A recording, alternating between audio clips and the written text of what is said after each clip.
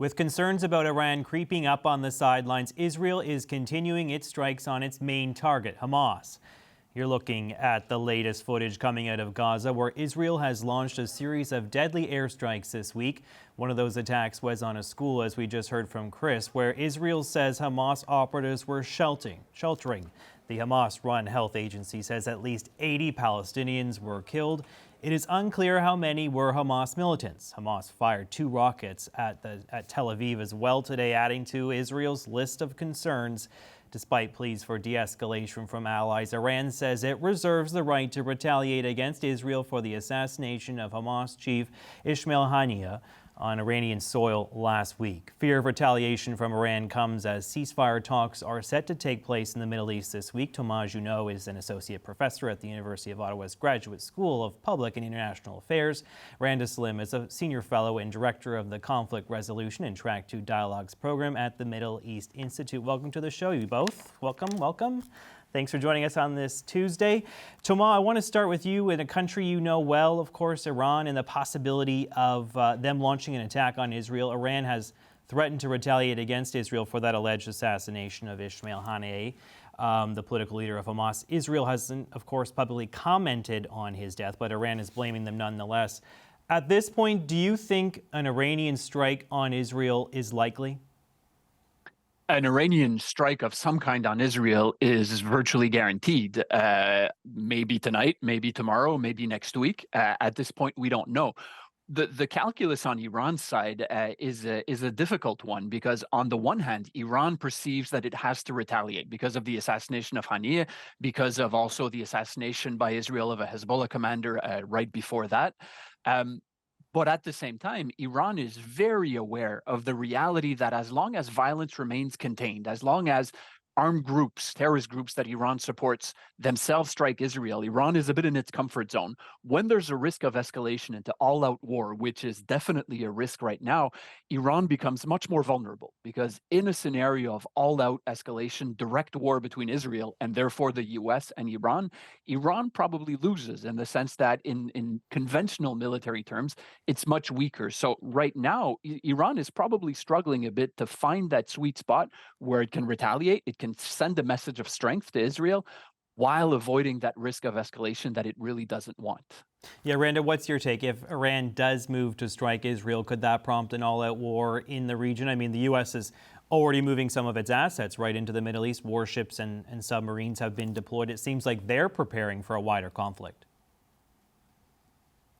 Well, it all depends on what kind of response will Iran and Hezbollah take in striking Israel, and then whether Israel will retaliate to the retaliation. And that's why I think the US has moved all these assets, as they have done in the past, in April, when they helped defend Israel, but at the same time, because of the force posture that the United States put there in defense of Israel, it gave the President Biden at the time the leverage to convince the Israeli Prime Minister not to retaliate to the Iranian response. I totally agree with Thomas in terms of the cost-benefit calculus about an all-out war for both Hezbollah and Iran. They both do not want an all-out war. But at the same time, they want a response that is tougher, qualitatively different than what happened last April. And so the ability to pull off this, their problem right now, as Thomas said, is the calibration of this response, and whether they will be able to pull off a response that is tougher, qualitatively different, tries to restore deterrence vis-a-vis Israel, and at the same time not cause an all-out war. This is their dilemma now, and it's hard to pull off. Yeah, Thomas, Randa's reminding our viewers, there was that strike in April and they launched the drones and the missiles at Israel, but it really wasn't much of a success, right? Most of the devices were actually shot down before they had any impact. Is there a chance then, you kind of touched on this off the top, but is there a chance that Iran would use more firepower this time around if a strike on Israel does actually materialize? Well, that has to be part of the difficult calculation that Iran is trying to do now, because as you said, what has often been described as the massive or large-scale retaliation by Iran in mid-April, after a series of prior strikes by Israel, notably on an Iranian consulate in Damascus in Syria. Um, on the one hand, that Iranian attack was precedent-setting. It was the first time that Iran was directly attacking and openly Israel like that. It involved about 300 missiles and drones, which, if you just take that number, is huge. But at the same time, it was a complete failure in the sense that Israel, with a lot of help from its allies, the US, but also the UK and France and Jordan, shot down almost everything. And the damage was extremely minimal. So in that sense, that attack was embarrassing for Iran because it didn't succeed. And it actually sent the message that Israel was perfectly able to defend itself. So now, as Randa was also saying, Iran will want to do more, but the risk in doing more is that this time Israel's retaliation to the retaliation will not be measured, because in April, Israel's response was extremely surgical, i.e. hitting in a very surgical way a couple military installations in the center of Iran, which actually sent the message, we can reach the center of your country. And then tensions went back down. So this time, the risk if Iran does more is escalation. So maybe one outcome, and I'm not predicting this with a high level of certainty, will be more scattered cyber attacks, maybe assassinations of Israeli officials abroad, more intelligence-driven as opposed to military-driven operations to send a stronger message while remaining in Iran's comfort zone and avoiding escalation. Randa, I want to ask you about the negotiations that were scheduled to take place on Thursday. I think they're still scheduled to take place, but now we're seeing reports that Hamas might not actually be at the table to be a part of some sort of negotiation over a ceasefire hostage deal with Israel. First of all, what do you make of the idea that Hamas wouldn't show up? What does that signal about the progress with these negotiations? And what do you think is standing in the way of actually getting a deal? We've been here before where there's talk of a breakthrough, but success has proven to be elusive to this point. Well, I mean, this round of negotiations was from the outset, when it was announced, in my opinion, a Hail Mary pass by the Americans to delay what's going to be an inevitable response from the Iranian and Hezbollah. What has derailed a ceasefire deal until now is that, you know, from a pure conflict resolution analysis, the demands of one party are just too far apart from what the other party can offer. In this case, what Hamas wants, which is a permanent ceasefire, total withdrawal of Israeli forces from Gaza, is something that the Israeli Prime Minister will not offer, is not in a position or is not willing to offer. The best he could go for is a temporary ceasefire, and definitely not withdrawal of all Israeli forces from all of Gaza.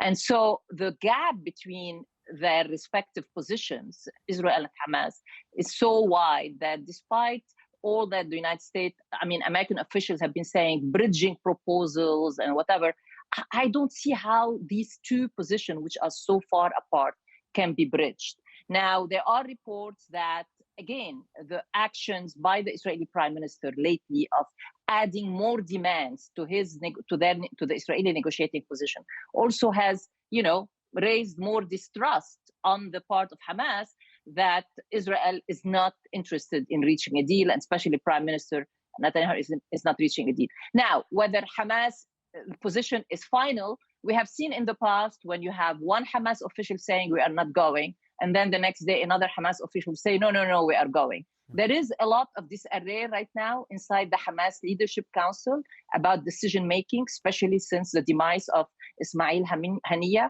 So I think we will not know until Thursday whether there will be a Hamas delegation or not. But the fact that Secretary Blinken is not going to the region, as your reporter has indicated earlier, is a signal that these talks are facing a major stumbling challenge at this point. Yeah, Thomas, what's your take on this? As Randa just alluded to there, the New York Times is reporting that the Israeli Prime Minister Benjamin Netanyahu is reportedly making some changes to a proposed ceasefire deal. Netanyahu, in turn, is saying, really, it's Hamas that's been, tinkering with this proposed agreement. Who's to blame? Why haven't we come to a deal yet? What do you think is the stumbling block? I try to avoid the blame game because there's more than enough of that flying around everywhere in public comment on this conflict. So I would instead frame it more in just explaining the reality that there is just so much distance between the two sides in terms of what each wants, whether we agree or not with one side or the other. That's just the reality where we are. So to me, the issue of the retaliation or not by Iran, probably by Hezbollah, maybe by the Houthis too in Yemen against Israel, the fact that Hamas's delegation, as was just mentioned, may or may not be there on Thursday, all of that doesn't change the fundamental reality that has been the case for months. And we've talked about it on your show, and many people have said it, and I unfortunately think will remain the reality for at least a short while, is that the conflict's dynamics now mean that there is no scope for a durable ceasefire. The two sides just want things that are way too different, and they don't have the margin of maneuver to be flexible. Israel wants to, if not destroy, at least significantly weaken Hamas politically and militarily. We are far from that. That's the reality on the ground. Hamas is far from defeated. Netanyahu has a coalition where members of his coalition are saying that they will withdraw from that coalition if there is a ceasefire. So that ties Netanyahu's hands on his side. On the Hamas side, their demands are equally incompatible. So right now, I think that's just the reality that we're stuck in this conflict that will continue. All right, let's leave it there. Thank you so much, Randa Slim, Senior Fellow at the Middle East Institute, and Thomas Juneau, Assistant Professor at the University of Ottawa. Appreciate your time.